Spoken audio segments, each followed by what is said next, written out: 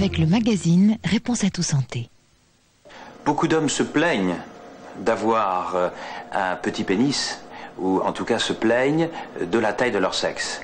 À l'école déjà, on se compare entre copains, au service militaire et puis ensuite dans la vie courante. Extérieurement, il n'y a pas d'homme type. Il y a des hommes de 20, 60 ans, 65 ans, toutes couches sociales.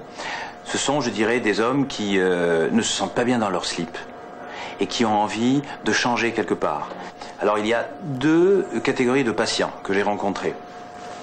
Le patient qui a un petit pénis, qui présente un petit pénis cliniquement, et puis il y a également le patient qui a un pénis de taille normale, mais qui n'est pas normal pour lui. Vous comprenez ? Il ne veut pas être plus beau ou il ne veut pas être différent. Le patient veut être comme tout le monde. Et en esthétique, on ne veut pas forcément être plus beau, mais on veut être comme tout le monde. Il y a donc deux techniques qui visent à augmenter la taille du pénis. Il y a l'élongation du pénis, si vous voulez. On va allonger le pénis, on va sectionner le ligament suspenseur du pénis, qui est une espèce de membrane fibreuse qui attache l'os pubien à la verge.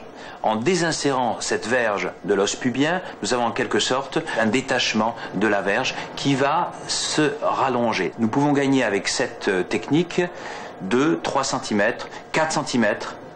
En ce qui concerne la technique qui vise à augmenter la taille par le volume, par la circonférence, on prend de la graisse par une lipoextraction, une lipoaspiration, au niveau de la cuisse interne, au niveau du pubis, au niveau de l'abdomen, et on va l'injecter au niveau du pénis, sous la peau. Et nous allons avoir à ce moment-là un gain de 2 à 3 cm en circonférence, parfois plus. L'élongation du pénis est une intervention qui va se faire en anesthésie générale, elle dure environ 1 heure. L'autre technique de greffe de graisse au niveau du pénis va durer 1 heure également, mais elle peut se faire tout à fait en anesthésie.